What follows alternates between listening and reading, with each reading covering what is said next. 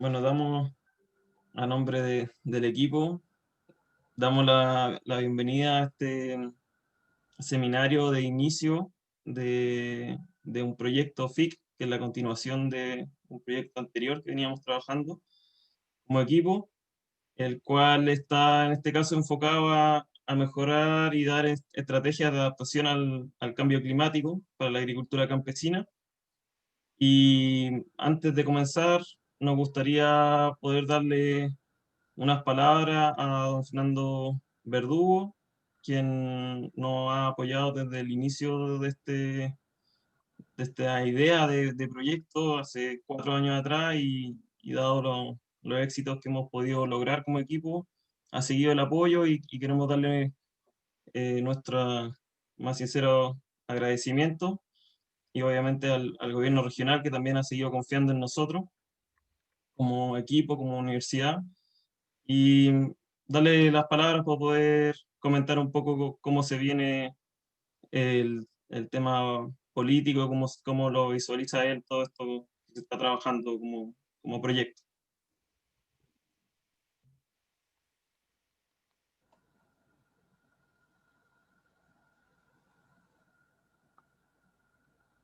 Don Fernando,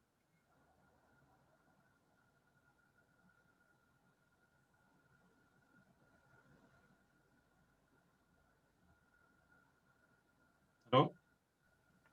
Se nos fue don Fernando, no tenemos audio.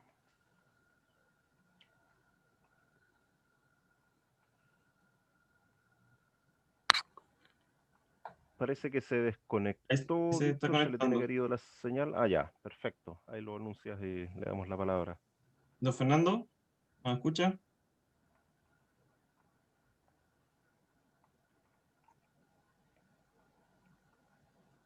Ahí está Fernando de nuevo.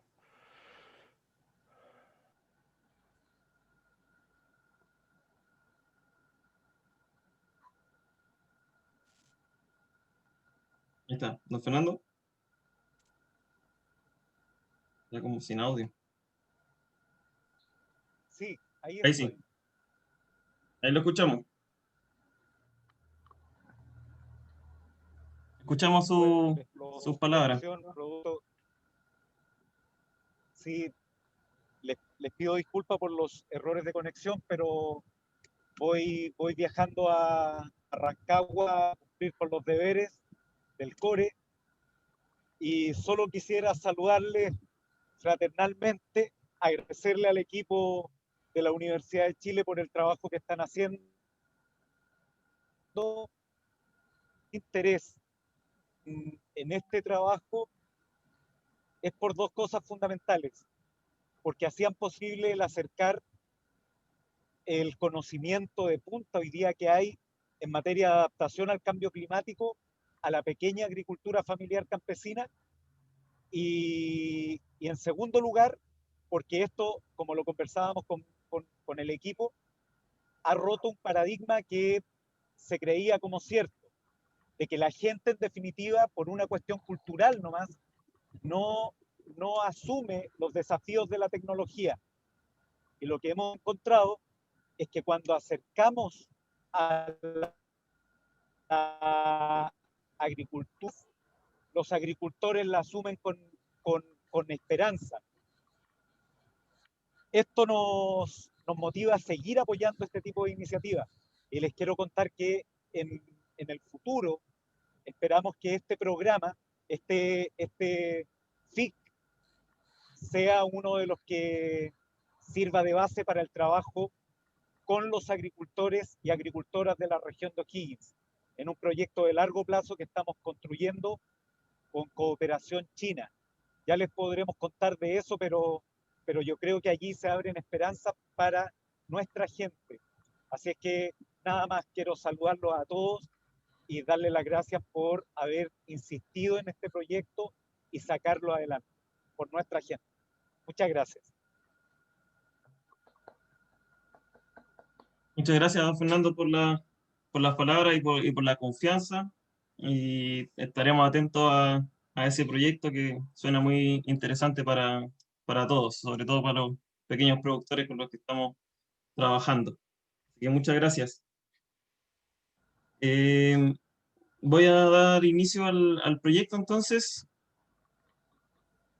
Siempre nos gusta poder presentar el equipo de trabajo.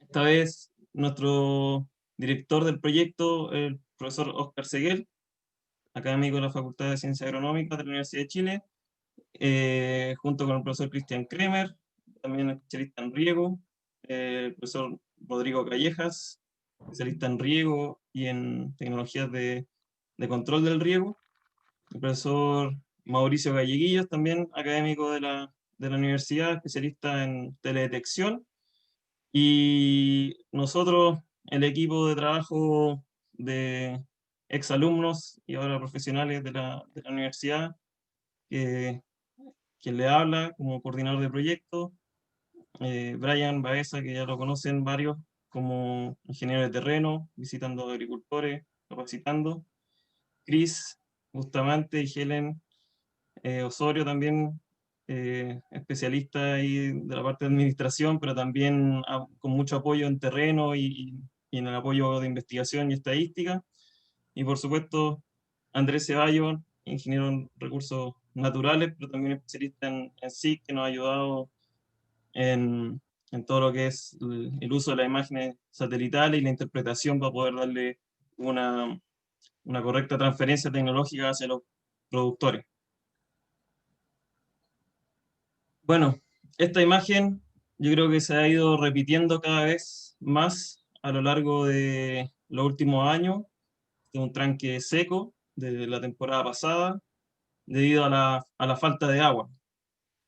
Nosotros en Chile Central ya llevamos varios años de sequía, ya llevamos más de 10 años, y el año pasado fue uno de los años más secos de la historia de Chile, donde en Santiago solamente se acumularon cerca de 82 milímetros. Eso, algunas referencias que pueden ser un poco eh, muy extrapoladas, pero en Dubái llovían o llueven 84 milímetros. O sea, nosotros estamos con el mismo régimen de lluvia que tiene Dubái, que está en pleno desierto.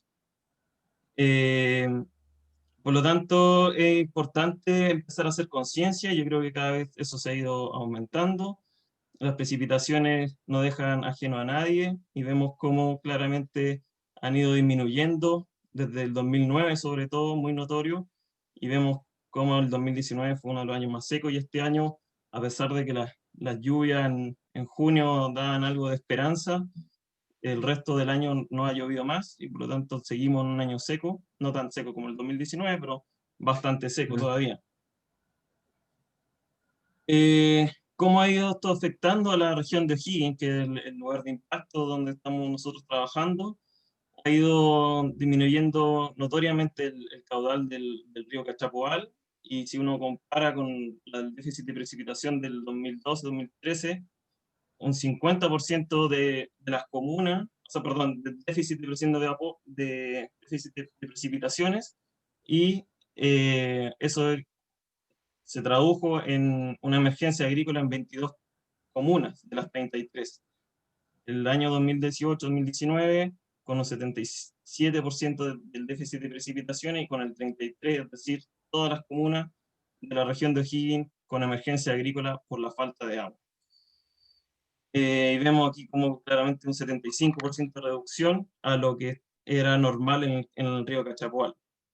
Y esto se estima que este escenario se va a ir cada vez intensificando más, y por lo tanto el uso de diferentes estrategias de eficiencia del uso de agua, de conservación, de poder almacenarla, de poder incorporarla en las napas, etcétera, cada vez toma mayor relevancia.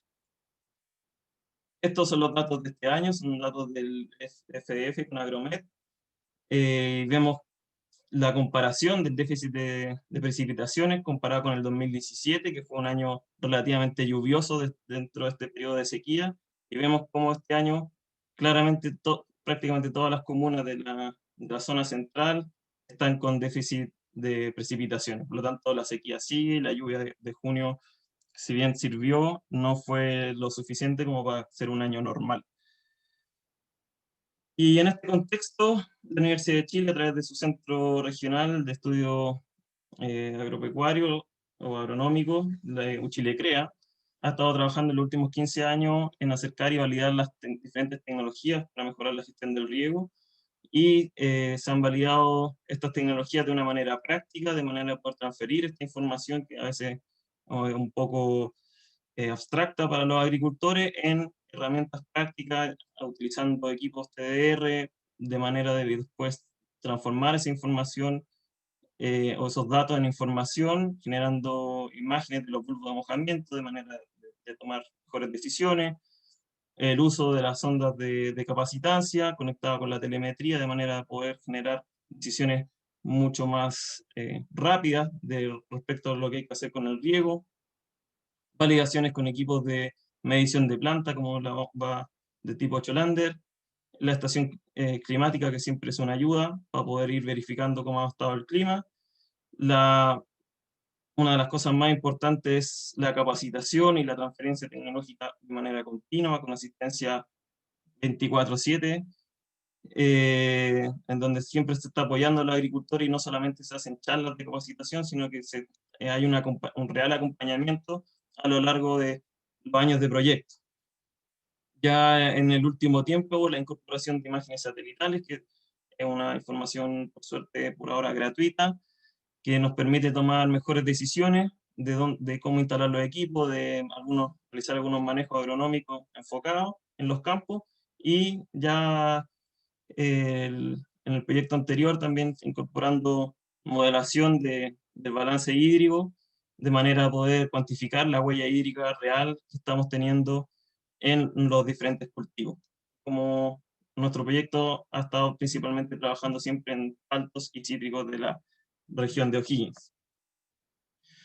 Este trabajo no se puede hacer solo, siempre la Universidad de Chile ha intentado generar un trabajo mancomunado con los equipos técnicos de Prodesal o de INDAP, en este caso Prodesal Peumo, que han sido fundamentales en nuestro acercamiento con los agricultores y toda su experiencia. En nuestra participación también y trabajo en conjunto con el Liceo Agrícola Jan Buchanan de Peumo, con los profesores, donde hemos estado incorporando tecnología para los alumnos técnicos agrícolas, el trabajo con pequeños y medianos agricultores independientes y algunos asociados a Copeumo, la Asociación de Pequeños Productores de Fruta y Palta, FRUPAL, quienes nos han permitido acercarnos y hemos podido generar lazos de trabajo y de amistad con muchos de ellos, y con los que hemos podido avanzar hacia una agricultura un poco más eficiente. Y por supuesto también a los usuarios de sal, con los que también estamos trabajando. Bueno, un poco de ya este nuevo proyecto. Este nuevo proyecto se basa en los buenos antecedentes o experiencias positivas que tuvimos en el proyecto anterior, donde logramos en promedio un 22% de aumento de eficiencia del uso del agua. Se generaron diagnósticos de la situación tanto de los equipos de riego, de los sistemas de riego, como también de problemáticas de suelo asociadas a compactación, a problemas de aireación que estaban afectando la productividad, y un poco los requerimientos de los agricultores que nos decían: miren, nosotros incorporamos la tecnología, estamos súper bien, pero también necesitamos una mayor capacitación en el tema de mantención de casetas, ver nuevas alternativas, nos están acercando nuevas tecnologías a través de productos para ser más eficientes, para tener una mejor tolerancia al estrés, y nos faltan datos que nos permitan validar estas tecnologías para tener que invertir de buena manera los pocos recursos con los que ellos cuentan.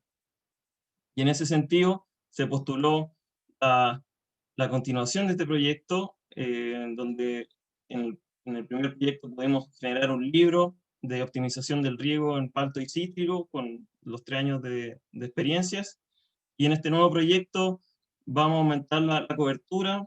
Los agricultores ya se han empapado de la tecnología y ya se sienten capaces de poder ir teniendo más sensores y más sensores, porque ya son capaces de dominarlo. a través de esta transferencia tecnológica, estamos aumentando los usuarios en este nuevo proyecto y generando también investigación aplicada asociada a la especie, sitio específica de la zona de Peumo en general. Vamos a seguir trabajando incorporando tecnología a la escuela agrícola. Queremos desarrollar una unidad demostrativa de docencia, de riego, de manera a poder acercar también a los agricultores a una caseta, lo que podría ser lo más cercano al futuro de ellos a nivel de pequeña escala, con telemetría, con automatización, pero siempre a pequeña escala, de manera de poder hacer transferencias y poder enseñar también a los nuevos técnicos agrícolas que salgan mejor capacitados. Así que es un trabajo muy bonito que estamos intentando desarrollar en la escuela. Estamos trabajando también en mejorar el tema de la operación y mantención de casetas, dado que muchos agricultores recibieron el riego de parte de INDAP o lo financiaron con recursos propios, pero hay poco conocimiento de cómo hacer bien la mantención de las casetas, y eso es sumamente importante al momento de regar, obviamente, y también de incorporar los sensores, porque no sacamos nada con instalar sensores si nuestro sistema de riego está funcionando de manera heterogénea. Y otro objetivo importante es el desarrollo de estrategias de conservación de los ecosistemas a través de buscar, frente a este nuevo escenario de falta de agua, alternativas que nos permitan disminuir el estrés hídrico que podrían sufrir las plantas en el momento de falta de agua, que serían en primavera-verano, ¿cierto? Y en ese sentido se han ido desarrollando nuevas tecnologías que se están comercializando, nueva generación de geles o de biopolímero, que actúan como retenedores de agua, y por lo tanto se necesita validar mm, con información científico-práctica la validez de estos nuevos productos, dado que anteriormente no han tenido muy buenos resultados. Por lo tanto es necesario poder generar esta información in situ con los pequeños productores, de manera de darle una respuesta de que sí o no funcionan estos productos. También el uso de zeolitas, que es un mineral el cual presenta poros y conductos que proporcionan una mejor retención de agua y nutrientes. Hay algunas experiencias en Chile, en el norte, pero nosotros queríamos incorporarlo y verlo como una nueva alternativa también con los pequeños productores ahí en la zona. El uso de microorganismos, micorrizas, bacterias, etcétera, que básicamente van a generar un mayor volumen de crecimiento de raíces, y ver cómo es la respuesta en las plantas, la interacción de estos microorganismos y también la incorporación de materia orgánica de manera de aumentar la retención de humedad o mejorar el sistema suelo para un mejor desempeño. Ya hemos estado instalando varios sensores, acá tenemos algunos productores con su nuevo equipo, así que están muy contentos.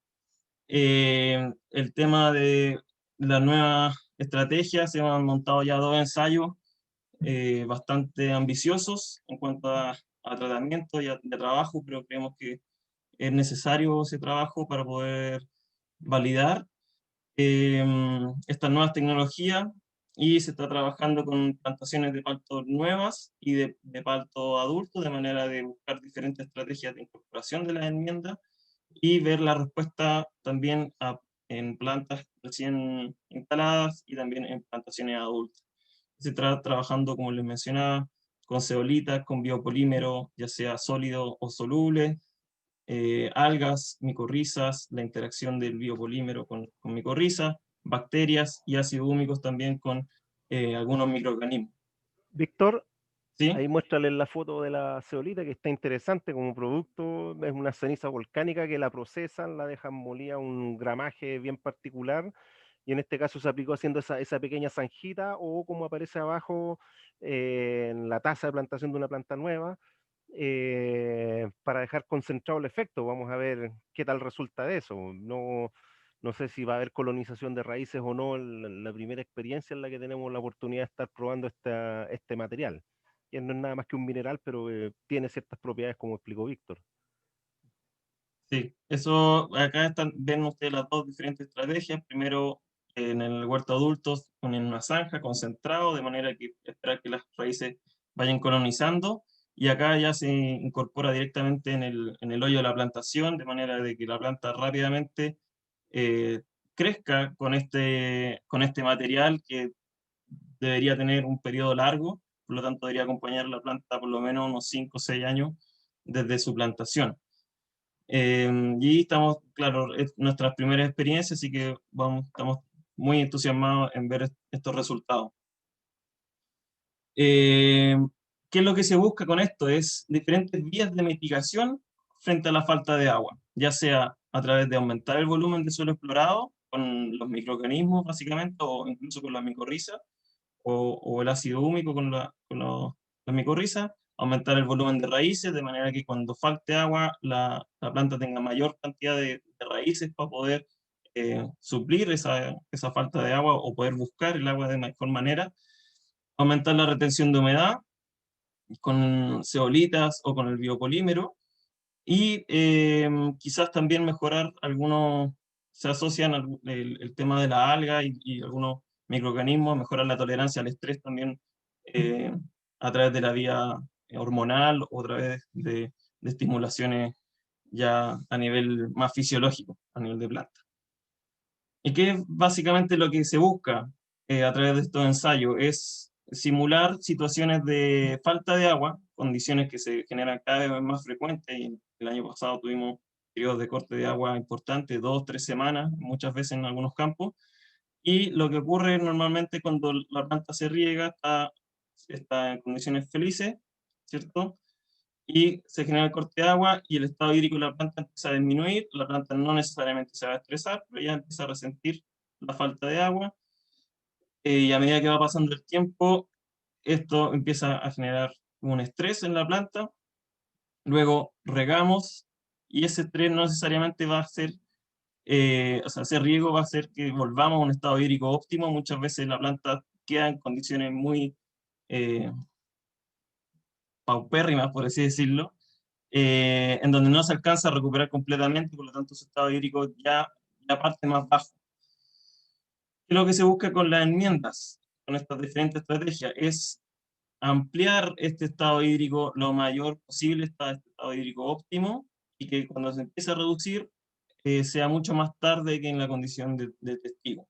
De manera que cuando se vuelva a regar o tengamos disponibilidad de agua nuevamente, podamos recuperarnos sin problema y estar en condiciones normales. Y estar en estado óptimo. Otra cosa importante en el tema como proyecto y que visualizamos al momento del desarrollo de los primeros 3 años fue el problema del reciclaje agrícola.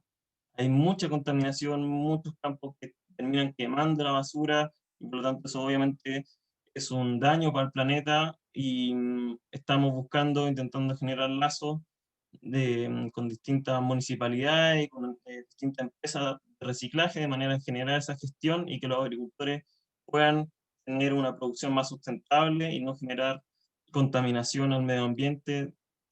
Así que estamos en ese objetivo como proyecto también. Y finalmente es poner en marcha una plataforma geoespacial para la toma de decisiones, trabajo que se desarrolló en los primeros 3 años de proyecto, gracias a André y al profesor Mauricio Galleguillo, en donde tenemos a los productores identificados con sus huertos, con sus cuarteles, y tenemos un seguimiento en el tiempo, de manera que ellos van a ir visualizando cómo va cambiando el estado de vigor de los huertos y si pueden realizar algunos manejos, sitios específicos, visualizar la respuesta, cuantificarla y tomar mejores decisiones en el mediano a largo plazo. ¿Cuáles son nuestros resultados esperados? Aumentar aún más en un 10% la eficiencia del uso del agua.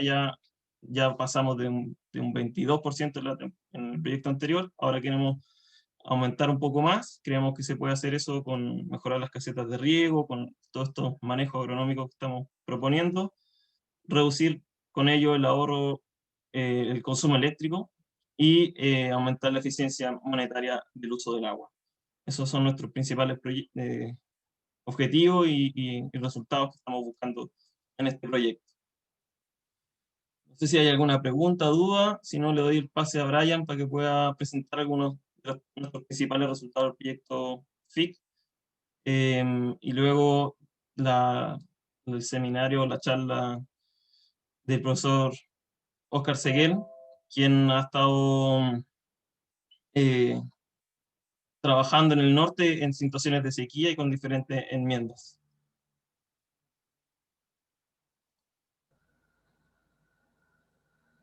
Me parece muy, muy interesante el tema de aumentar, ¿cierto?, la capacidad de retener humedad en el suelo, de no perder esa humedad con estos productos, porque uno de los principales problemas en lo que nosotros hemos visto ahí en terreno es que esto ocurre principalmente en los suelos más livianos, ¿cierto?, en donde frecuentemente tenemos que estar regando. Entonces, esa oportunidad de que el agricultor pueda contar con esa humedad por más tiempo en el suelo, definitivamente también le da un poco más de independencia, ya que vamos a ver ahora, yo no sé si realmente hay alguna pregunta respecto a lo que estaba conversando Víctor, que los experimentos que se están haciendo son muy, muy interesantes con productos muy nuevos. Entonces estamos bien con las expectativas altas respecto de cómo puede resultar esto. Acá les voy a mostrar más que nada lo que mencionó don Fernando en un comienzo, ahí en sus palabras, en donde definitivamente con esta primera etapa del proyecto se derriba el mito, ¿cierto?, que el agricultor campesino no es capaz de entender la tecnología, ¿ya? Y definitivamente en todas estas actividades que tuvimos la oportunidad de hacer pre-pandemia, ¿ya? Ellos fueron absorbiendo toda esta tecnología, cómo se utiliza, cómo es su metodología, y obtuvimos como resultado definitivamente agricultores muy autónomos en las decisiones de riego, ¿ya? Cosa que cuando nosotros llegamos y les preguntábamos, ¿cómo riega usted? ¿Cómo toma la decisión de ir a la caseta, ¿cierto?, y encender la bomba? Muchos decían, no, si es que hace calor, riego, miro el suelo encima, si está seco encima, riego. Decisiones que provocaban un cierto nivel de ineficiencia y también estaban provocando problemas en las plantas, ¿ya? Como nos topamos muchos paltos enfermos que fueron sometidos a excesos de humedad. Entonces, bueno, ¿qué es lo que pasaba? Literalmente los agricultores estaban con una venda en los ojos de lo que estaba pasando en el suelo, ¿ya? Entonces, toda esta tecnología vino a sacarles esa venda y les mostró realmente cómo se humedece el suelo y cómo van creciendo las raíces. Y a través en la primera etapa, donde se instalaron 15 puntos de monitoreo, ¿cierto?, continuo, donde continuamente estábamos evaluando la humedad del suelo en tiempo real, y esa información les llegaba directamente a estos agricultores en estos 15 puntos.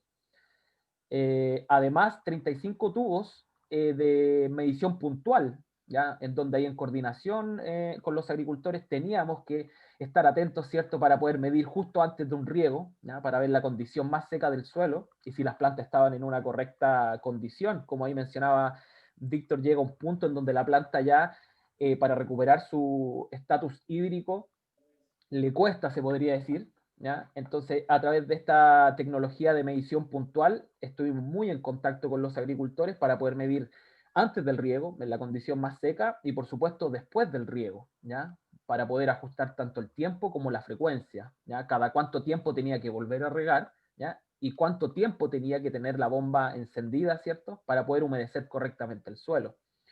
Y la tecnología TDR, que es la que mencionaba Víctor, nos ayudó también mucho en complemento, ¿ya?, a estas sondas de humedad de suelo que estamos viendo ahí a don José Cartagena y don Eduardo Barambio, que de hecho me estaba llamando, que siempre tiene problemas, se puede conectar pero nunca nos escucha. Entonces, probablemente ahí lo estoy saludando, don Eduardo, ahí está con su sonda. Entonces, ¿qué es lo que permitió esto? Primero, derribar ese mito, ya que los agricultores, ¿cierto?, no son capaces de utilizar tecnología de punta, ¿ya?, y sacarle provecho, ¿ya?, hacer eficiencia. Entonces, el uso de esta agricultura de precisión o de este programa agricultura de precisión definitivamente les permitió a los agricultores poder tener información que no tenían antes, ya del suelo principalmente, que les daba un indicador de cómo estaban sus plantas. ¿Ya?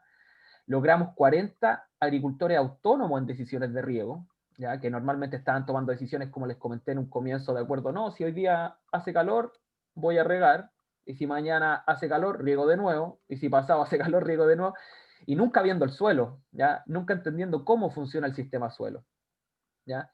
30 de ellos ya con riegos tecnificados con diferentes niveles de eficiencia, lo vamos a ver también, ¿cierto? Y 10 de ellos con riegos tradicionales, que ahí también está el desafío. Ya en la región hay mucho riego tradicional, si bien dentro de los riegos tradicionales también encontramos diferentes niveles de eficiencia, sin embargo, una de las principales desventajas es que cuesta mucho contabilizar los caudales, ¿cierto? Y la cantidad de agua que se está utilizando. En estos sistemas tecnificados es mucho más fácil porque sabemos que cada emisor está entregando o 2 litros por hora o 4 litros por hora. Entonces los cálculos del balance hídrico son mucho más fáciles.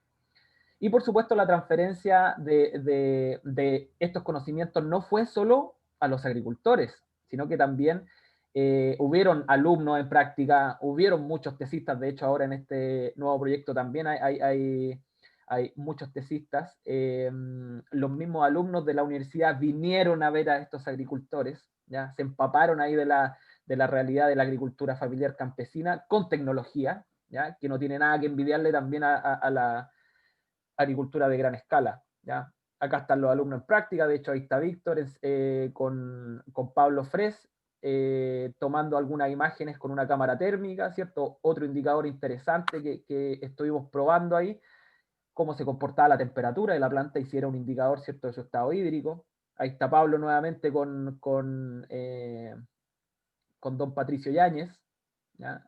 Evaluando potencial hídrico cinemático con la bomba Cholander, otro indicador también válido para poder ver si la planta está hidratada o no está hidratada, ¿ya? Y ahí tenemos a Isaac ayudándome a reparar unos solenoides, ¿cierto?, de un sistema de riego ahí que estaba presentando problemas, bueno, ahora les voy a conversar también respecto a ese diagnóstico. ¿Ya? Acá está don Enrique Bravo, José Olea, don José Cartagena ahí también, con sus sondas, y en este caso en la fotografía ahí donde está Víctor, también pudimos hacer un vuelo con drones, ¿cierto?, para poder tener una mayor resolución del huerto y poder tener también un ajuste más óptimo, ¿ya? Y acá está mostrándose realmente lo que sucede en el suelo, gracias a la tecnología TDR. ¿Ya? Literalmente es una radiografía del suelo, ¿ya? En donde los agricultores pudieron conocer realmente cómo se humedece su suelo. Todos los suelos, al momento de humedecerlos, se humedecen de forma diferente y tiene que ver con sus características físicas principalmente. El profesor Oscar Seguel va a hablar un poco más en detalle respecto a eso, pero esto definitivamente también, en complemento con esta sonda, ayudó a sacarse esta venda de los ojos a los agricultores y entender realmente cómo se humedece el suelo, cómo se va agotando el agua en el suelo. ¿Ya? Y entendieron realmente que tomando la decisión que porque hace calor no significa que el suelo esté seco, o porque yo veo que el suelo en su parte superficial está seco, significa que realmente no tengo humedad en profundidad, por ejemplo. ¿Ya? Entonces también ellos fueron derribando mitos, ellos fueron derribando también ineficiencias de acuerdo a las decisiones que estaban tomando sin datos. ¿Ya? Era simplemente cuando, ¿cierto?, queremos saber cuál es la dirección del viento y nos mojamos la punta del dedo y vamos viendo cuál es la dirección. Más o menos haciendo ahí una analogía, se podría decir era su estrategia. Entonces, otra cosa muy interesante es que existían estaciones climáticas, ¿ya?, en la zona que no estaban vinculadas, ¿ya?, que no estaban integradas y era difícil poder acceder a esa información. Gracias a la gestión de todo el equipo logramos, ¿cierto?, poder restablecer algunas estaciones climáticas en puntos de interés para el proyecto, como la estación climática de Patagua Cerro, que es donde se encuentra Copeumo, allá en Patagua, por ejemplo. Se incorporó, ¿cierto?, en un convenio con INEA una estación de última generación en el Liceo Jean Buchanan de Peumo, ¿ya? Entonces, ya hay información climática que también es importante poder tener a mano, ¿ya? Para poder calcular, ¿cierto?, cuál es la necesidad de riego en una zona en particular, ¿ya? Y ahora también en este nuevo proyecto se incorpora también una estación climática en Rosario de Codao, ¿ya? Otro punto muy, muy de interés y que tiene otro clima, ¿ya? Diferente a lo que ocurre, ¿cierto?, en Peumo. Y ocurre también diferente lo que ocurre en Gulutren, y ocurre diferente en San Vicente. Entonces, ya vamos acercándonos, ¿cierto?, a poder tener todos estos indicadores en los diferentes territorios en donde se está impactando el proyecto. Ahí está la estación Jean Buchanan, ¿cierto?, cuando la fueron a instalar, ya que está en la estación experimental del Liceo Agrícola, ¿ya? Está de libre acceso, ¿ya? Todos pueden ingresar y poder obtener esos datos, ¿ya? Que son muy valiosos. Y otra cosa muy, muy importante fue el diagnóstico, ¿cierto?, y el funcionamiento de los sistemas de riego presurizados, ¿ya? Hicimos evaluaciones de las casetas, nos metimos en las casetas, evaluamos todos sus componentes, evaluamos caudales, ¿cierto? Si realmente ese caudal entregaba los 2 litros por hora o entregaba los 4 litros por hora, ¿ya?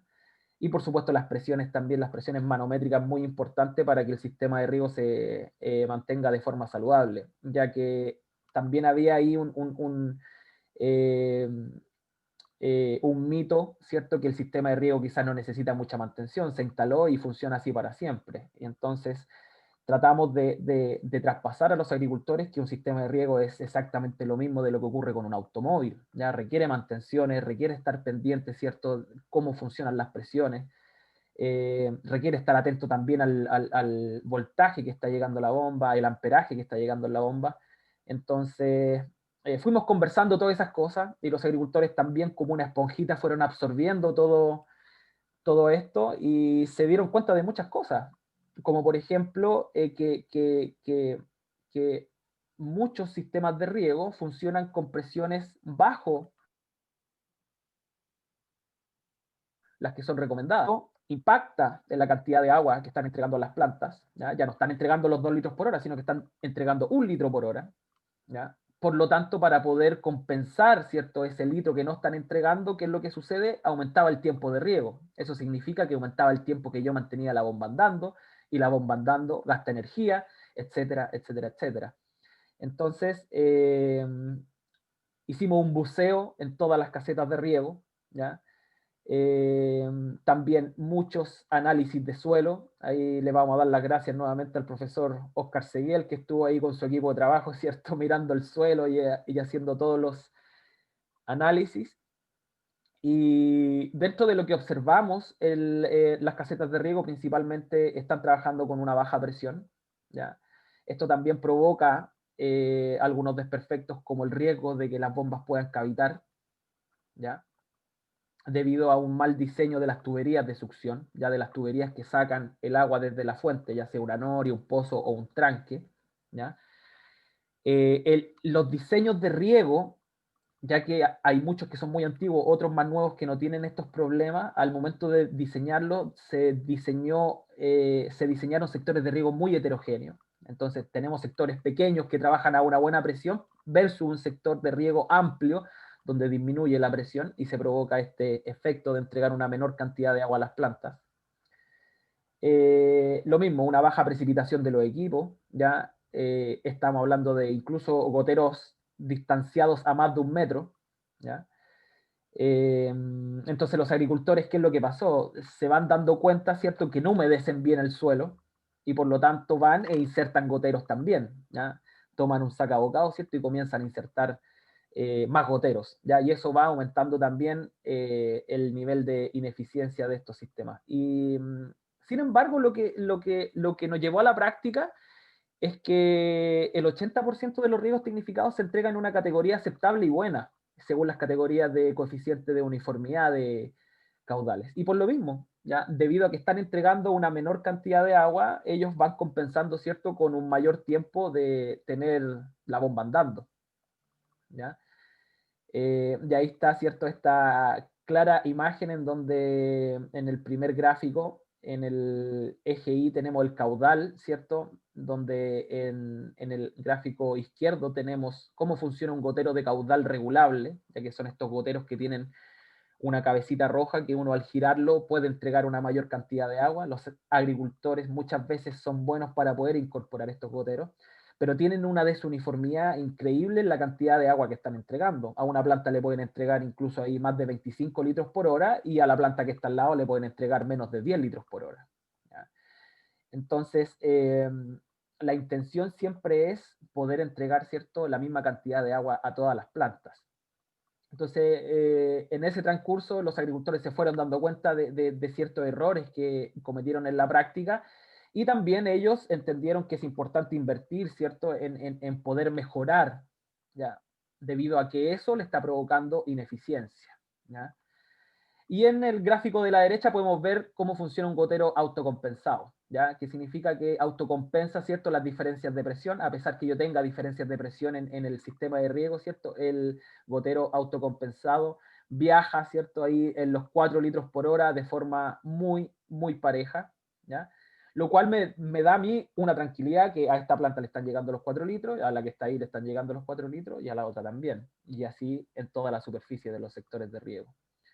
Y este gráfico que lo hizo Víctor, que le quedó muy bueno, se lo agradezco ahí, en donde tenemos estas 3 tortas, en donde tenemos, ¿cierto?, la uniformidad de riego, que quiere decir qué tan uniforme le estamos entregando el agua a las plantas, si realmente le están llegando esos 4 litros por hora a todos, y encontramos, ¿cierto?, que un poquito más de un 50%, un poquito más de la mitad, se encuentran de forma excelente. ¿Ya? Bueno, tenemos ahí un 22%, aceptable 16%, y con problemas serios sería un 11%. ¿Ya? Si eso lo traducimos en eficiencia de riego, ¿ya?, en condiciones excelentes, estamos hablando de un 32%. Fíjense que un 22% entregaba más de lo debido, ¿ya?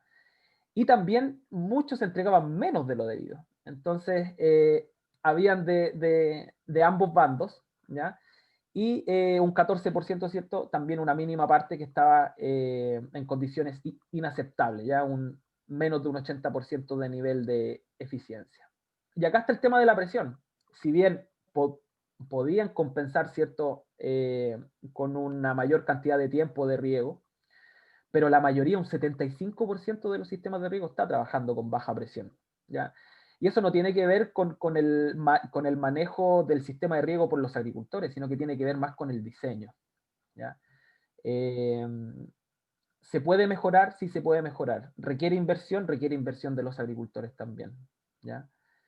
Y en eso están trabajando. Yo sé que hay muchos que ya han entendido el mensaje. Les pongo esta tabla que quizás dicen, oye, mira, muchos datos, pero aquí tengo 3 cosas marcadas que son muy importantes, que también los agricultores lo han entendido, cuál es la importancia, ya que son 3 instrumentos. Uno es el contador volumétrico, es el medidor de agua, como el que tenemos aquí en la casa, ¿cierto?, cuando nos van a tomar el estado del agua, ¿cierto? La mayoría de los sistemas de riego que nosotros diagnosticamos no tiene contador volumétrico. Entonces, la típica pregunta que yo le hago cuando llego ahí a terreno, ¿usted sabe cuánta agua utiliza? ¿Sabe cuánta agua necesita? La mayoría no lo sabe, ¿ya? Debido a que este instrumento no se encuentra en las casetas de riego, ¿ya? Un instrumento muy básico que de hecho ahora la mayoría de los proyectos de la Comisión Nacional de Riego lo está exigiendo. Entonces ya hay muchos que lo han incorporado. Yo creo que unos aproximadamente 5 ya han hecho esa inversión, y que les permite poder conocer realmente cuánta agua están utilizando, ¿ya? En sectores de mucha demanda eléctrica también, y sobre todo cuando tenemos electricidad monofásica, el amperímetro y el voltímetro también se vuelven 2 instrumentos muy importantes, que también nuevamente en la mayoría de los sistemas de riego no lo encontramos. Entonces, tampoco ahí tenemos la forma de diagnosticar, ¿cierto?, si la bomba también está funcionando de forma eficiente. El amperímetro principalmente revela mucho la cantidad de corriente que se está utilizando, o si se necesita hacer alguna mantención en la bomba. Entonces, ese indicador tampoco lo tienen. De forma general, ¿cierto?, con con este paquete tecnológico de agricultura de precisión se logró un 28 y un 40%, que estamos hablando entre 2.000 hasta cerca de 4.000 metros cúbicos por hectárea de ahorro, ya, de agua de riego a la situación que estaba sucediendo antes del proyecto. ¿Ya?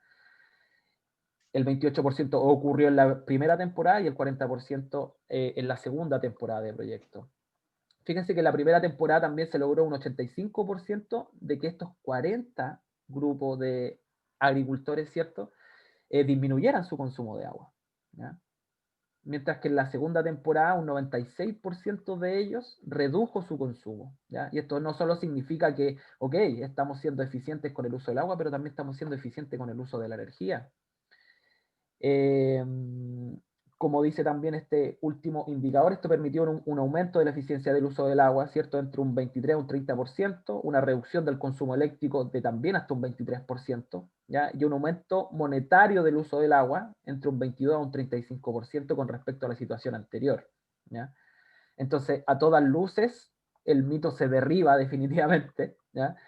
Y bueno, en este último gráfico, que también lo aportó Víctor, aprovecho nuevamente de darle las gracias, en donde está detallado por las diferentes especies, ¿ya?, que impactaron en el proyecto, en donde tenemos limoneros, naranjos, mandarinos y paltos, que son los principales cultivos frutales, ¿cierto?, de la zona de impacto del proyecto, y se puede ver claramente el aumento, ¿cierto?, del uso del agua, que son estas columnas azules, ¿ya? En todas las especies hubo un aumento de la eficiencia del uso del agua con respecto a la situación anterior. En todas las especies hubo reducción del consumo eléctrico, ¿ya? De hecho, hay algunos que cuando me cuentan esta anécdota, no sé si está Fernando ahí también, Fernando Ibarra, que me contaba que anteriormente gastaba más de 150.000 pesos en energía eléctrica y ahora está gastando 30 a 50.000 pesos. Entonces, todas esas lucas son bienvenidas, ¿ya? Y el aumento monetario del uso del agua también aumentó en todos los casos, ¿ya? Yo más que nada, con mostrar esto y ver ahí en los participantes, me queda simplemente felicitar a los agricultores, ¿ya? Definitivamente estos resultados tienen que ver mucho con ellos, porque sin sus ganas de poder aprender esto, todo esto no funcionaría. Entonces, más que mostrar cosas aquí lindas, ¿cierto?, que se hicieron con esta iniciativa, me queda, por supuesto, felicitarlo a ellos, ¿ya?, de recibirnos también ahí en sus huertos, de poder prestarnos sus campos para poder hacer experimentos, y también agradecer a todo el equipo, ¿cierto?, que también está muy comprometido con ellos. Así que muy contento de lo que hemos logrado con este grupo. Así que muy agradecido también de tener la oportunidad de poder compartirlo con ustedes. Profesor Oscar, o no sé si hay alguna duda por ahí, consulta Y respecto por favor, a... dejamos abierto ahí para las preguntas, algún Muchas gracias. comentario de los agricultores, los productores que están asociados al proyecto, alguien que quiera decir algo, por favor. Y hay una pregunta, ya, pero ya la respondió ahí el profesor, de María José. Claro, la representatividad de una sonda, ¿no es cierto?, va a ser un Exacto. equilibrio entre el tipo de suelo y la unidad de manejo. Si es un cuartel con un suelo homogéneo, representa ese cuartel. Nos cambiamos Buena de pregunta. cuartel a otra variedad, a otra especie, hay que tener, se puede ser referencial, ¿de acuerdo? Pero si tenemos la sonda instalada en un huerto, en un cuartel de palto y al lado tenemos un cuartel de cítrico, probablemente podemos hacer alguna relación respecto al consumo, debieran ser más o menos similares de un día para otro, si el suelo es el mismo, pero no así si ya lo que está al lado es manzano, ¿de acuerdo?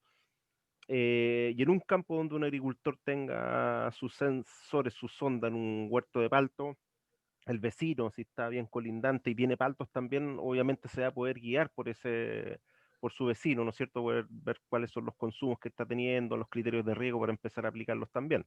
Entonces hay que tener harto criterio, son unas herramientas que son útiles, pero hay que saber bien el sector representativo, ¿no es cierto? Nosotros con imágenes satelitales de vigor del huerto, buscamos el sector del cuartel que sea lo más homogéneo, que sea lo más representativo, y ahí instalamos la sonda. Es decir, incluso dentro de un sector de riego podríamos tener variabilidad producto de las cosas que lo dan las condiciones naturales, el suelo, el relieve, etcétera. Entonces siempre, incluso dentro de un mismo sector de riego, poner sectores menos vigorosos, etcétera. Nosotros Claro. buscamos instalarlo en el sector más representativo, que abarca más área, y ahí es donde nos va dando estas luces Sí, de consumo de agua, y por lo tanto esa representatividad puede variar entre 1 hectárea a 10 hectáreas. claro. Buena pregunta. Gracias, María José, por la pregunta, porque es una buena pregunta que se repite mucho. Bueno, Profesor, Víctor, disculpa.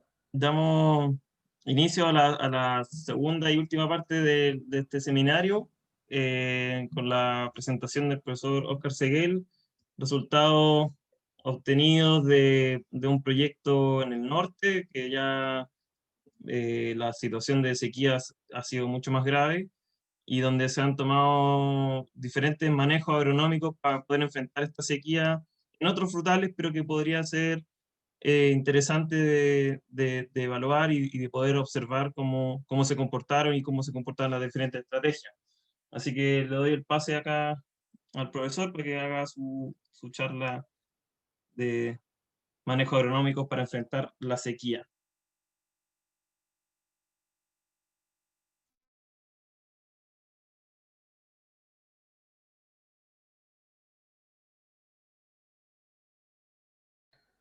Profesor, está silenciado en el otro. Perfecto. Ahora sí, ahora sí, ahora sí, ahora sí, ahora sí, ahora sí. Entonces vamos de nuevo a compartir. Y ahí estamos, ahora sí me escuchan. Lo que pasa es que estoy ahí con un armado de 2 computadores para que entre los dos hacer uno y me funcione. Agradezco la presencia de todos los quienes están conectados.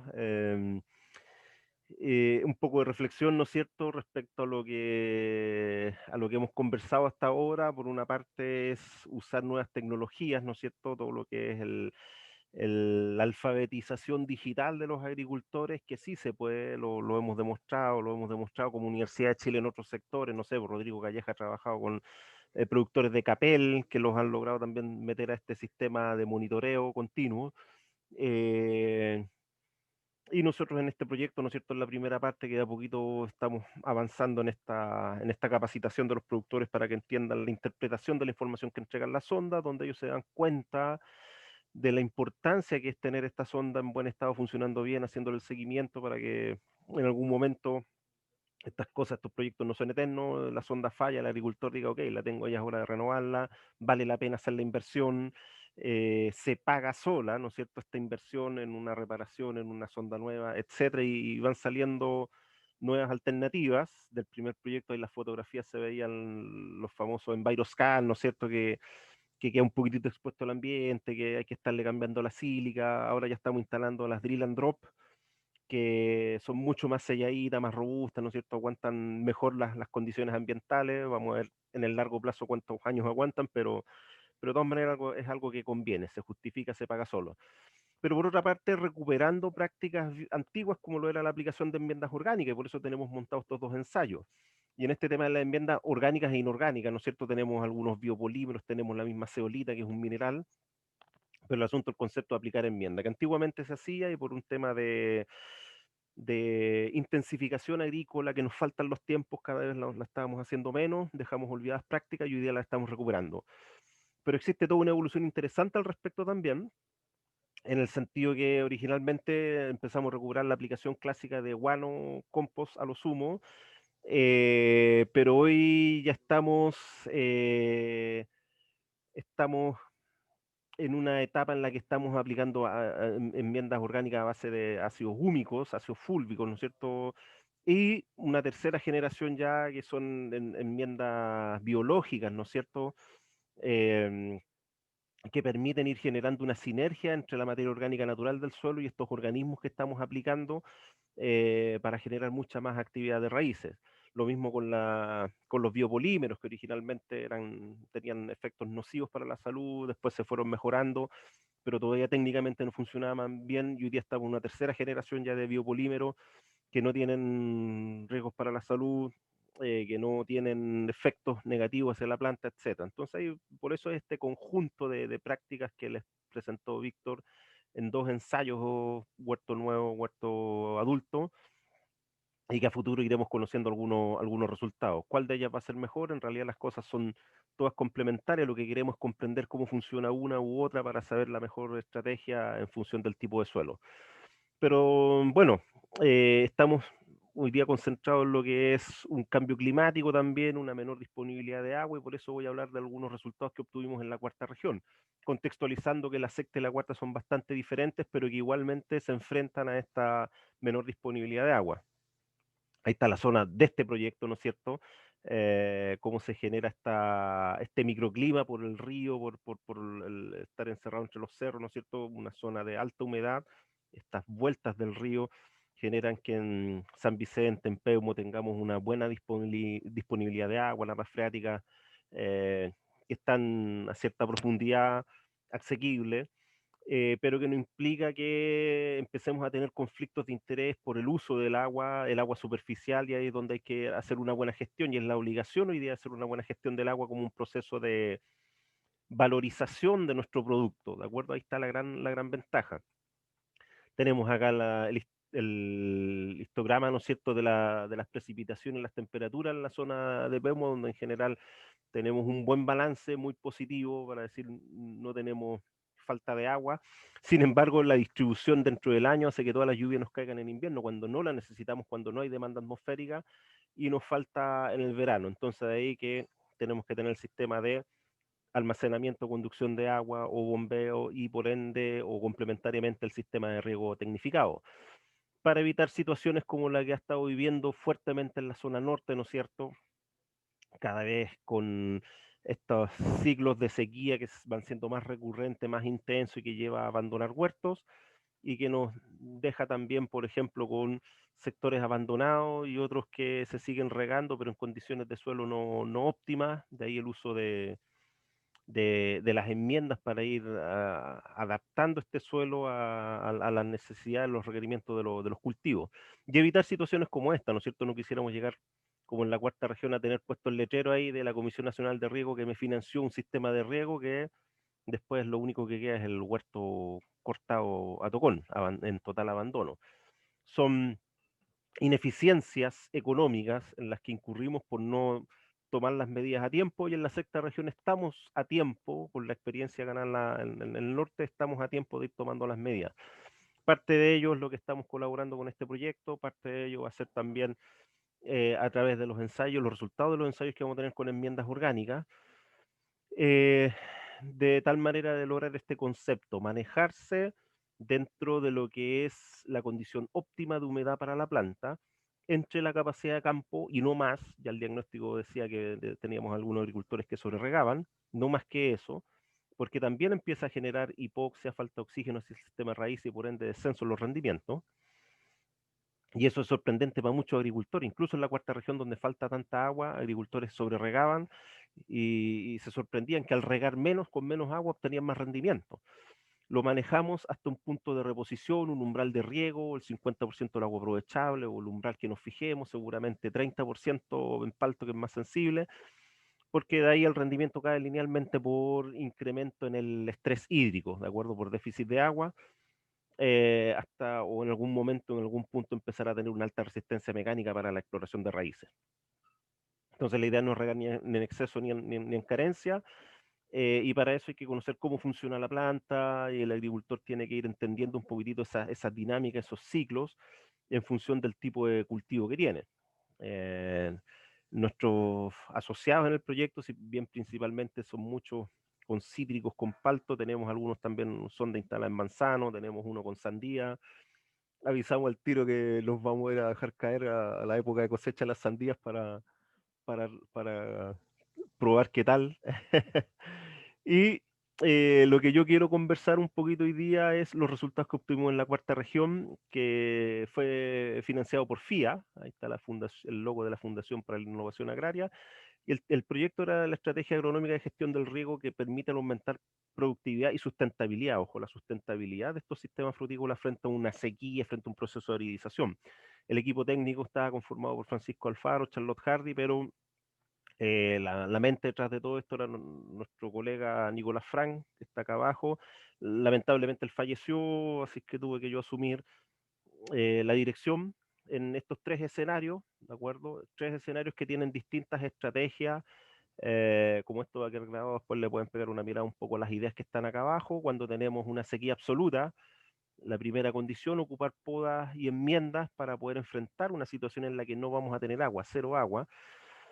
Podando, ¿no es cierto?, reducimos el área transpirante y aplicando enmiendas de suelo mejoramos la oferta de agua, el agua disponible o la condición física para que la raíz pueda explorar hacia zonas más profundas o pueda colonizar mejor el volumen de suelo en busca del agua.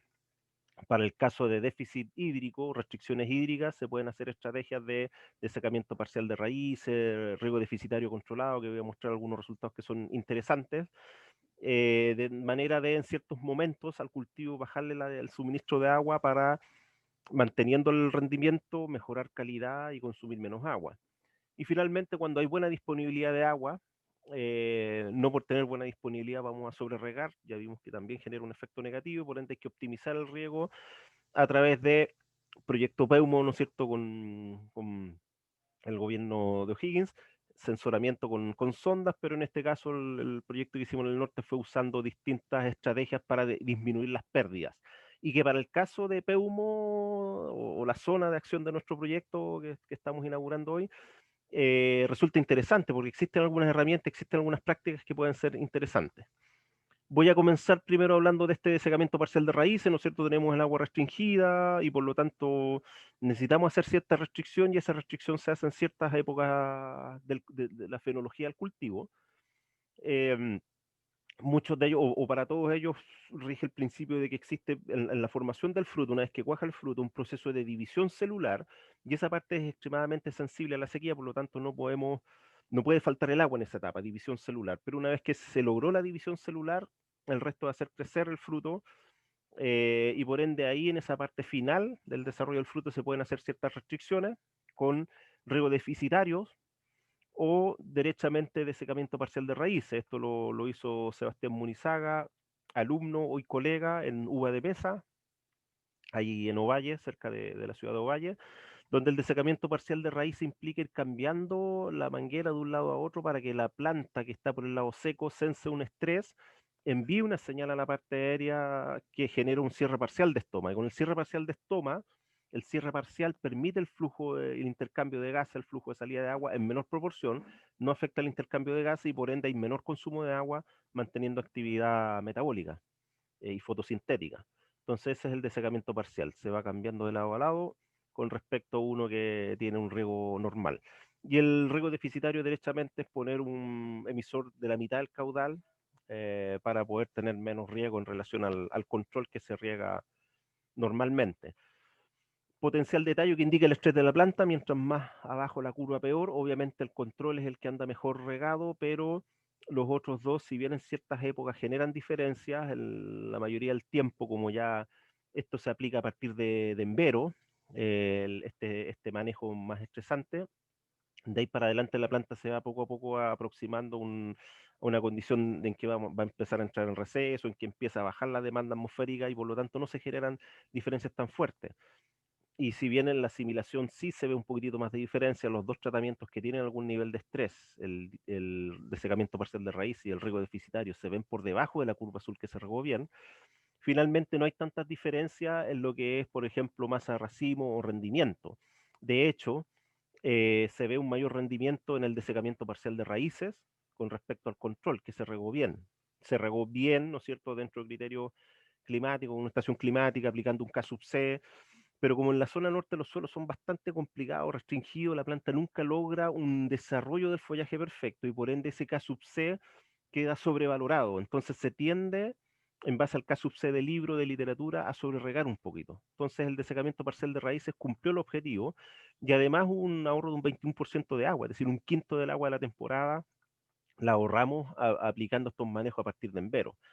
Y lo más interesante a nivel de planta, no hay diferencia en la eficiencia de uso de agua, pero lo que nos interesa a nosotros a nivel de cultivo, eficiencia de uso de agua del cultivo, que son kilogramos de fruta por metro cúbico de agua que utilizamos.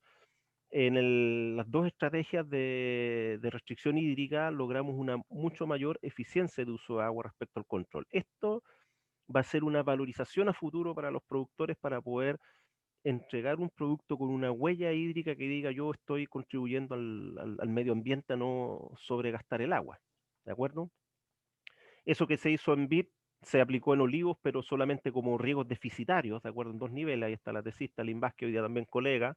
Entonces ustedes ven como gracias a la participación de los agricultores pueden ir a hacer estos ensayos y logramos formar gente, ¿no es cierto?, que después queda inserto ahí en el medio. Olivos variarbequina de 7 años, esta es una plantación en seto, ¿no es cierto?, para hacer todos los manejos más mecanizados de cosecha, poda, y las restricciones hídricas fueron 50% y 70% de lo que es el riego, nuevamente un riego bien programado, pero nuevamente asegurando que haya división celular en la formación del fruto y por lo tanto estos déficits hídricos se plantean a partir de la fase 3 del crecimiento del fruto. Fase 3 del crecimiento del fruto, de acuerdo a la parte final, cuando ya el fruto tiene un cierto tamaño y empieza a endurecer el carozo, ahí empezamos a generar este déficit hídrico, que si es del 50 o el 70% de lo que se está aplicando el testigo, provoca un ahorro del 21 o del 30% del agua, con un nivel de estrés que es proporcional al nivel de la restricción hídrica, ¿de acuerdo? 50% en esta línea roja, 70% de restricción, es decir, regamos solo con el 30% del azul, esta línea de acá abajo. Pero nuevamente, como esto es desde la fase 3, aquí viene una lluvia, este rombo marca una precipitación y las plantas se recuperan pero inmediatamente de su estrés y se genera una disminución del rendimiento solo en el tratamiento de más restricción. En el otro no tiene diferencias con el testigo, ni en rendimiento de fruta fresca, ni en rendimiento de aceite, ni tampoco del fruto. Acá básicamente este con restricción severa dejó todos los frutos pegados en la planta con poco desarrollo. Y nuevamente es esta restricción moderada del 50% del riego a partir de fase 3 la que genera la mayor eficiencia de uso de agua para la producción de fruta y más kilos de fruta por metro cúbico de agua utilizada. En aceite no se generan diferencias, pero sí marca esa tendencia. El caso de una sequía severa, y que fue lo que pasó en la zona norte, ¿no es cierto? En algún momento, 2007 dijo, ah, no, sí, va a mejorar esto, y se extendió hasta el 2012 de manera que muy severa.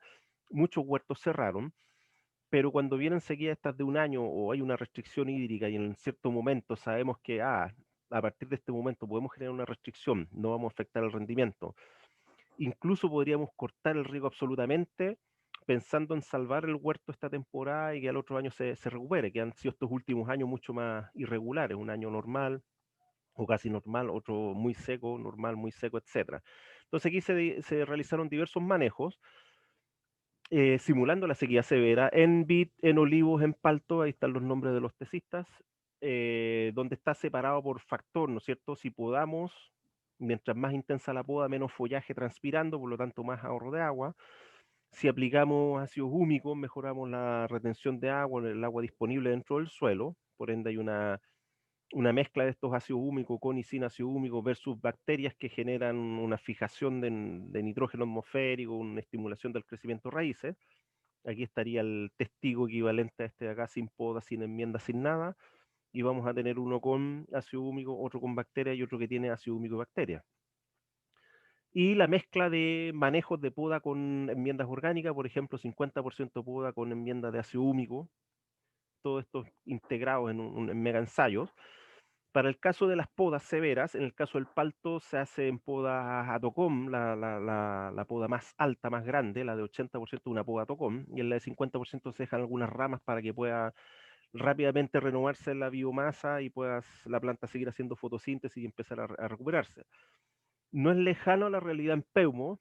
Está el huerto envejecido con el que partió trabajando Cristóbal Amigo, y él decidió partir haciendo estas podas a tocón de manera de renovar material, rejuvenecer el huerto, rejuvenecer la planta. Lo hicimos en el proyecto anterior también con don José Olea, ¿no es cierto? Un huerto envejecido, con plantas muy dañadas por cambios climáticos, por años muy fríos, etcétera.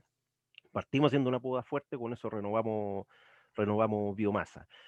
Para el caso de una sequía es una práctica que va a permitir, este es ya el ensayo en el que hicimos en la zona norte, ¿no es cierto?, permitir disminuir la masa transpirante. Imagínense cuando le cortemos el riego a este huerto de palto y está todo ese follaje en el testigo sin poda, transpirando agua, rápidamente se va a agotar el agua del suelo y la planta va a entrar en un colapso fisiológico. En cambio, esta otra no, en unas poquitas hojas para hacer algunas mediciones, ¿no es cierto?, que permite mantener el suelo con más humedad y por ende su disponibilidad hídrica por más tiempo. Y en el caso del olivo, como es un seto, es fácil mecanizarlo, hacer podas sin podas, 50 y 80% de la condición original, es un valor más o menos nominativo. Con efecto de las enmiendas orgánicas, entonces combinamos poda en uno de los ensayos con efecto de las enmiendas orgánicas, donde por ejemplo en el huerto de palto, si aplicamos ácido húmico, disminuye la resistencia del camellón y por ende la raíz explora más, mejor, ocupa más el volumen del suelo y llega a todas las zonas con humedad, ¿de acuerdo? Y en el caso de algunas mezclas de enmiendas como bacterias con ácido húmico, sin poda, basta para poder tener una mayor disponibilidad de agua útil. Esto es el valor entre capacidad de campo y punto machetes permanente. Con respecto al testigo, que tiene un equivalente de 40 milímetros de agua dentro de la zona enraizable respecto a 70 que tiene este otro tratamiento. Entonces hay una sinergia de las enmiendas, en este caso el ácido húmico con las bacterias, pero también vamos a ver una sinergia para la recuperación de la planta cuando además lo mezclamos con la poda. Algunos resultados parciales, nuevamente el nivel de estrés, mientras más bajo, más estresado, y se empieza a ver cómo la línea naranja en algún momento empieza a mostrarse siempre por encima, que es un 50% de poda con una enmienda de ácido húmico, ¿de acuerdo? En el tratamiento del olivo.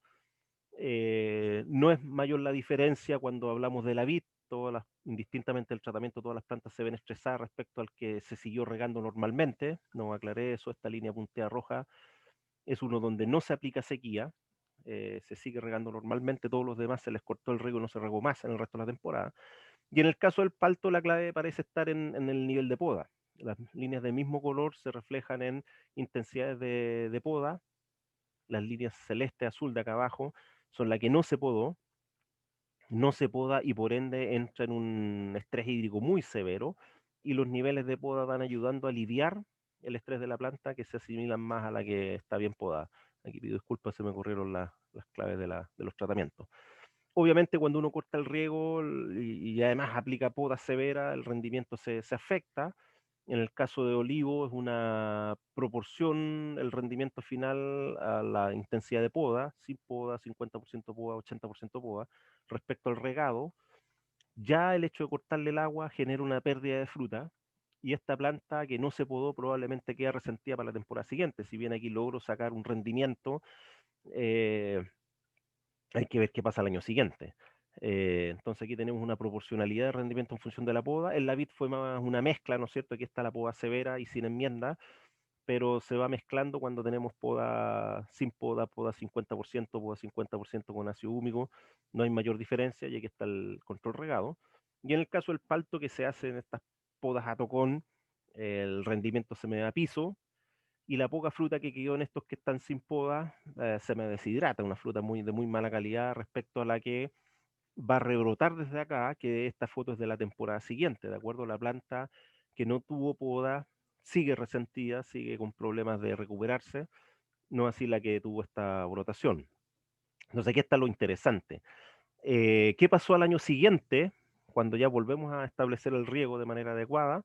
Para el caso de los paltos, si tuvimos una poda tocón y una aplicación de una enmienda con ácido húmico, respecto al que nunca tuvo sequía, siempre siguió regando bien, hay una recuperación que es prácticamente al 100%, 18 toneladas contra 22 toneladas, es decir, mantiene un 16% de déficit productivo, pero se recupera mucho mejor que el resto de los tratamientos, y fíjense ustedes, el que no tuvo poda, el que no tuvo enmienda, apenas 3,7 toneladas, es decir, 83% de déficit de rendimiento a la temporada siguiente. Entonces vale la pena, en una condición de cero expectativa de agua, de riego, aplicar esta enmienda un mes antes de que tengamos que cortar el riego, aplicar una poda severa para el caso de palto y la recuperación a la temporada siguiente va a ser muy buena.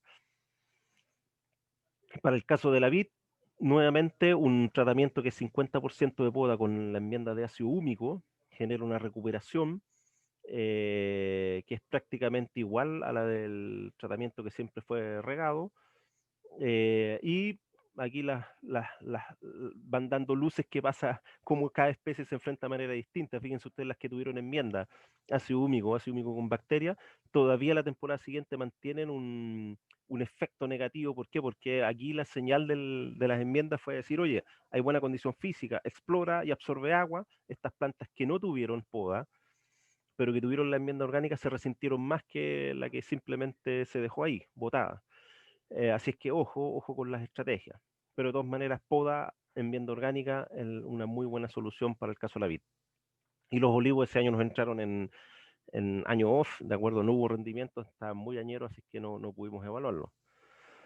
Finalmente, y ya un poquitito más cercano a la realidad de Peumo, aprovechar estrategias que nos permitan ahorrar agua, bajar el consumo. Ahí les mostrábamos resultados de la parte 1 del proyecto con 2.000 a 3.000 metros cúbicos por hectárea menos de riego por una buena gestión del agua, pero todavía a eso le podríamos sumar 500 o 1.000 metros cúbicos más por evitar pérdidas.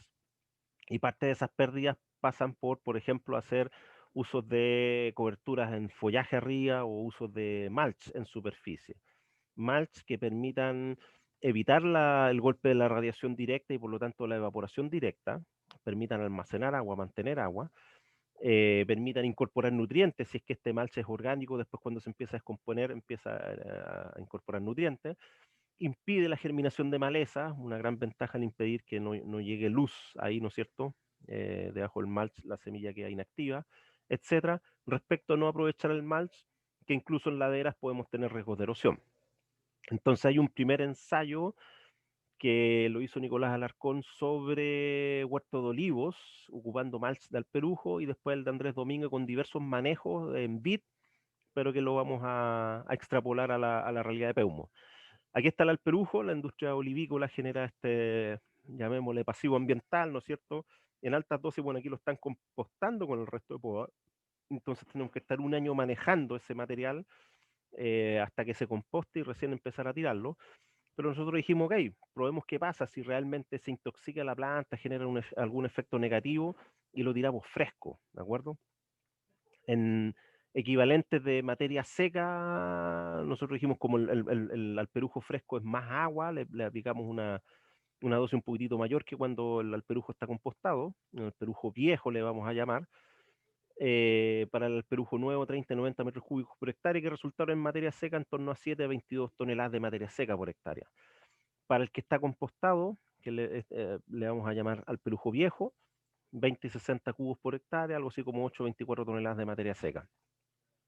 La clave de los tratamientos fueron alperujo viejo, en baja dosis la B y en alta dosis la A, y lo mismo para el perujo de la temporada que le llamamos al perujo nuevo, ¿de acuerdo? Al perujo nuevo en baja dosis, al perujo nuevo en alta dosis. Y en el caso de la vid hicimos diversos manejos, por ejemplo, la aplicación de un protector solar, un óxido de calcio que cubre la hoja y por lo tanto baja su transpiración.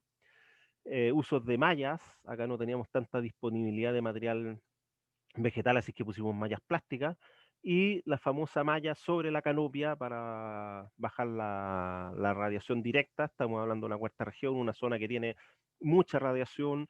La planta sufre un fenómeno que se llama fotosaturación, exceso de luz y por lo tanto colapsa, por lo tanto bajarle un poco la luz no es tan complicado. Y en el caso de la vid, cualquiera de los manejos que empiezan ya sea a evitar la evaporación directa o la menor transpiración, este mulch en el piso o la malla sobre la canopia, disminuye la evaporación directa. El protector solar en general no baja la evaporación desde el suelo, porque el protector solar se está aplicando a la hoja, no hay nada que aplique al suelo ni nada que se ponga acá arriba.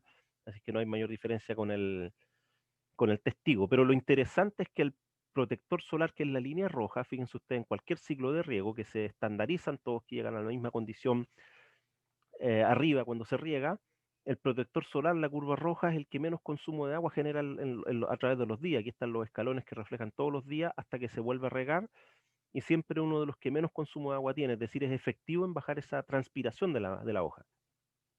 Le sigue por ahí el negro, que es el mulch, ¿no es cierto? El que estamos aplicando esta malla acá abajo que evita la pérdida de humedad directa por evaporación, este de aquí. Línea negra, ¿no es cierto? Se estandariza arriba y el que genera menos consumo después del protector solar. Y luego la malla que está sobre la canopia, y finalmente el que más consume agua es el testigo. Aquí tenemos pérdidas que son por exceso de transpiración, por exceso de evaporación, que al evitarlo genera menos consumo de agua. La malla sobre la canopia genera una condición diferente bajo y fuera del sector que está con malla. Al exterior del sector que está con malla hay más evapotranspiración, más ventosidad que el sector que está debajo de la malla. Y curiosamente genera un mayor crecimiento de brote. Como está semi sombrío, genera una menor radiación, el brote empieza a buscar más luz y crece más. Y aquí hay que tener cuidado y una adaptación. ¿Por qué? Porque en la zona norte tenemos restricciones de suelos que hacen que la planta no sea tan vigorosa, por ende la malla fue positiva al generar un mayor crecimiento de brote, que se tradujo, si ustedes lo ven acá abajo a la derecha, en mayor kilos por árbol o masa de racimo respecto al resto de los tratamientos. El protector solar y el mulch no se diferenciaron del control, pero sí tuvieron este ahorro de agua. En cambio, el que tenía malla, la cobertura sobre la canopia, tiene más kilos por árbol y más masa de racimo. ¿Por qué? Porque como tenía menos radiación, el brote creció más y produjo más. Esto en la zona norte. En la zona centro-sur, donde tenemos suelos de mejor condición, plantas vigorosas, podría ser contraproducente, ¿de acuerdo? Si le ponemos una malla arriba, el objetivo no tiene que ser para evitar esta pérdida de agua, esta fotosaturación, fotoinhibición que se genera en el norte. Probablemente el huerto se va a emboscar mucho y vamos a castigar la producción. Entonces, en este caso, en la zona centro-sur se están buscando las mallas para evitar otros tipos de daño, eventualmente golpe de sol, pero principalmente algún granizo, alguna cosa nos viene a sorprender con este cambio climático. Estamos. En el caso del alperujo, ¿no es cierto?, del aceite de oliva, tenemos un efecto que sea de tipo nutricional. Acuérdense, alperujo viejo, alperujo nuevo, en baja y alta dosis. Entonces hay un efecto nutricional con aporte de nitrógeno, perdón, fósforo y potasio principalmente. 29 partes por millón el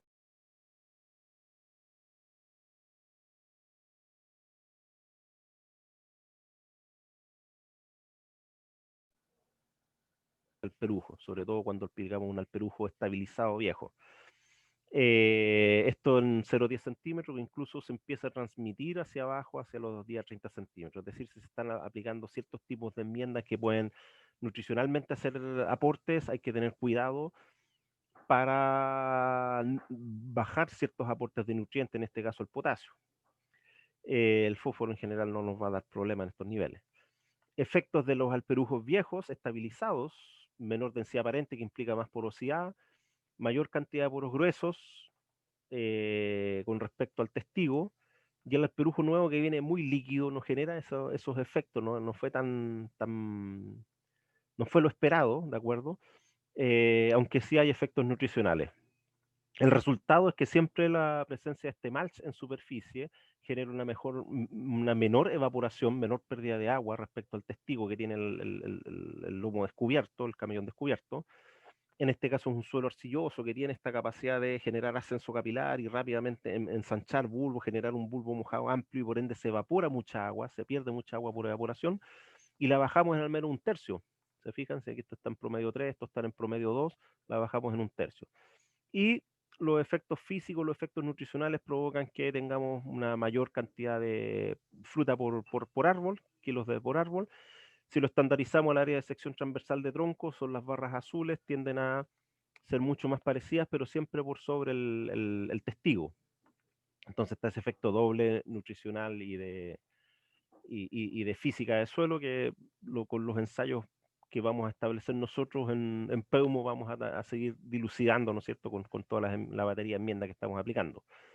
Prácticas en Peumo que las encuentro geniales, ¿no es cierto?, aquí un huerto de cítrico, donde tenemos un mulch de rastrojo de trigo cubriendo acá, y la praderita creciendo acá en la entrilera, la praderita creciendo en la entrilera que va a ir aportando una materia orgánica que permite, por ejemplo, una vez que ya viene la primavera, empieza a crecer mucho, se ciega, no se aplica herbicida, sino que se ciega y se deja ahí, la raíz se descompone y le da capacidad de soporte al suelo para hacer tránsito, para ir mejorando la traficabilidad del tractor en la enchilera. Y el mulch en la superficie me está impidiendo la germinación de semillas, me está generando un microclima con más humedad, que retenga más humedad, que evapore menos el agua, etcétera. Entonces va a traer beneficios que son importantes para el huerto respecto a que si no tuviese ese mulch y respecto a que si tuviésemos acá rastreado y sin maleza. Entonces la maleza puede ser una oportunidad. Y otras prácticas interesantes, bueno, aquí hay otro agricultor que en un huerto cítrico está poniendo haba.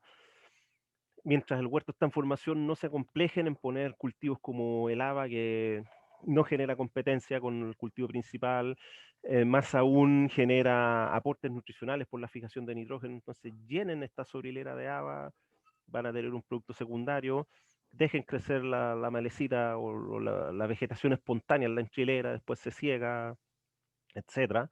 Y ya acá tenemos a un José Cartagena, probablemente el más fotografiado, el más regalón del proyecto, lo vi en varias fotos anteriores y aquí está de nuevo en su huerto en formación, con un policultivo acá entre medio haba, entre medio le salieron unas papas de la temporada anterior, tiene otras hileras acá con acelga y otras cosas, etcétera. Es un manejo muy bonito, muy provechoso para sacarle utilidad al espacio, mientras el huerto no está en producción, pero además para ir aportando biomasa, ir aportando materia orgánica, ir aportando estructuración al suelo que favorezca después el enraizamiento del palto, el cultivo principal. Así que aprovechen esas oportunidades, sobre todo ustedes que tienen inviernos lluviosos con cultivos de invierno. ¿En qué etapa estamos? En el diagnóstico, acá tenemos una set de puntos donde mostramos la relación entre la cantidad de arcilla o greda que tiene el suelo, mientras más arcilla, menor la densidad que se espera, es decir, más porosidad total. Las arenas son pelotas sólidas que hacen que el suelo, si bien no tienen cohesión y uno habla del suelo liviano, son los que tienen más densidad, pero podríamos trazar una línea punteada por acá arriba que me indica, oye, esta es de aquí para abajo deberían estar idealmente mis huertos, mis campos, mis horizontes, y tenemos algunos casos que están para arriba. Entonces estamos en etapa de diagnóstico y nos vamos a ir comunicando con ustedes para poder decir, oiga, usted con este nivel de arcilla debería estar con una densidad más baja, probablemente está compactado y hay que empezar a tomar ciertas medidas. Con este nivel de arcilla que es bastante menor, aún así está muy densificado. Por ende hay que tomar algunas medidas, ya sea que son suelos más francos o suelos más arcillosos. Se detectan algunas zonas en que estamos con densificación y es algo que hay que ir enfrentando porque la mala condición física del suelo va a impedir que la raíz se desarrolle bien, va a favorecer la presencia de enfermedades y patógenos, etcétera. Por ende es súper crucial los ensayos que estamos haciendo con enmiendas orgánicas. Dos puntos que se escapan para abajo, fíjense qué interesante. Ahí está de Paula González, que está una muestra subsuperficial abajo, tiene una toba volcánica, una toba que está cementada e increíblemente tiene baja densidad aparente, porque claro, es una cosa que es una esponja que le echaron cola fría, pegamento, y quedó dura, rígida, entonces muy porosa, baja densidad aparente, pero extremadamente rígida y que impide el paso de raíces en profundidad. Y acá la señora Nayañez, que está en su muestra superficial aplicando enmiendas, favoreciendo el desarrollo de especies que son espontáneas, que van creciendo ahí, entonces tiene una muy baja densidad aparente, producto de un suelo muy mullido. Eso es lo que les quería mostrar. Ahí están viendo mi imagen. Esta es la estafa máxima porque Víctor colocó una foto mía de hace como 20 años atrás y en realidad ya estoy de ayudante de viejo pascuero con mi barba blanca, pero feliz de poder estar en el proyecto, muy contento con el apoyo de los agricultores. Ya hemos ido conociendo algunos que se han ido integrando este año. Así que seguiremos viéndonos, seguiremos trabajando con todo y restricciones. Estamos ahí yendo a terreno lo más que podemos y tratando de conocerlos a todos. Ahí en el chat veo una pregunta, datos de evaporación diarios, efectivamente eran de evaporación diaria, ¿no es cierto? Entonces era un suelo arcilloso en la cuarta región, o sea, una demanda atmosférica bien alta, llegábamos a 4 milímetros de solo evaporación. Entonces bajarla a 3 milímetros en esta matriz arcillosa es re importante. Seguramente en un suelo arenoso no ocurre ese nivel de evaporación, la evaporación no debería ser más de 1 milímetro, pero 1 milímetro, bajarlo a medio milímetro con uso de mulch, claro, no impacta tanto, pero tal vez el mulch permite que sobre ese suelo arenoso, el bulbo ensanche más, la humedad se mantenga por más tiempo ahí en esa zona más cercana a la superficie, la raíz más superficial no se estrese tanto por el secado diario, y por ende genera beneficios igualmente en un suelo arenoso, que no van a apuntar tanto al ahorro de agua, pero sí a la condición de la raíz de la planta. Y lo importante es multiplicar eso por todos los números de día en el verano. Si uno hace la sumatoria o la integral de eso, es mucha agua que se ahorra solamente con ese tipo de prácticas. Ujú. No sé si hay alguna duda, consulta, preguntas. Con lo del diagnóstico y los resultados de los ensayos, este proyecto tenemos tiempo todavía para volver a reunirnos. Ojalá presencialmente hagamos algún día de campo con grupitos chicos de agricultores y podamos ir comentando algunos resultados para que con más confianza puedan ir haciendo preguntas, más el detalle, cómo aplicarlo, cuándo aplicarlo, algo que lo vamos a seguir conversando, ¿de acuerdo? Pero ya varios de ustedes tienen estos manejos, ahí vieron el campo que tenía el mulch de rastrojo de trigo, el mismo campo de don José Cartagena, ¿no es cierto?, que tiene su policultivo metido ahí, y otros que habitualmente están aplicando ácidos orgánicos, ácidos húmicos, ácidos fúlvicos a través del riego.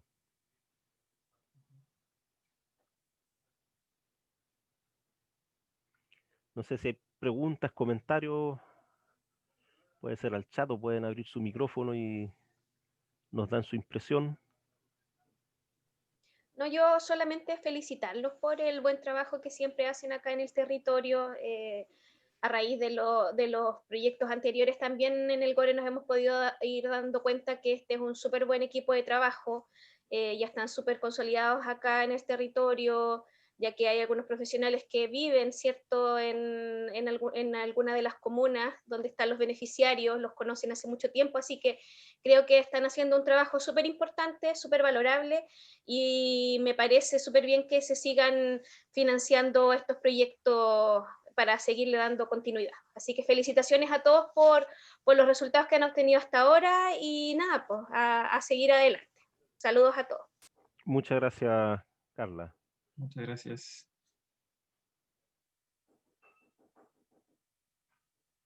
Bien, Víctor, usted el maestro de ceremonias. Sí, sí, seguramente van a salir hartas dudas ahí cuando vayamos a terreno. Siempre hay más, los agricultores van a estar preguntando de la charla y vamos a poder desarrollar un poco más las preguntas. Si no, siempre está abierto ahí el teléfono, el correo, a cualquiera que haya estado, que haya participado, que no sea directamente beneficiario del proyecto, pero a contestar cualquier duda y pregunta. Y la charla va a quedar grabada y va a ser subida a la plataforma de la facultad Ciencia Agronómica, así que va a quedar disponible para futuras consultas, para que la puedan difundir y disfrutar con más calma. Bueno,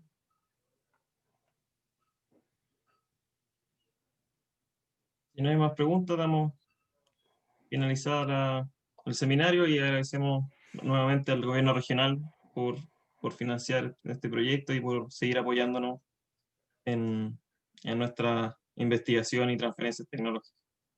Y ahí estaremos en contacto, ya sea visitándolos directamente o alguna otra, de momento, sesiones vía Zoom, para ir difundiendo más de los resultados y capacitándolos en el uso de las sondas, la información que ella nos entrega, etcétera. Ahí vamos a ir tirándoles al chat de los productores, pero lo que dijo Víctor, súper importante, los que no están asociados, entusiasmense, motívense y nos contactan para que podamos ir haciendo cosas y los vayamos orientando para proyectos futuros.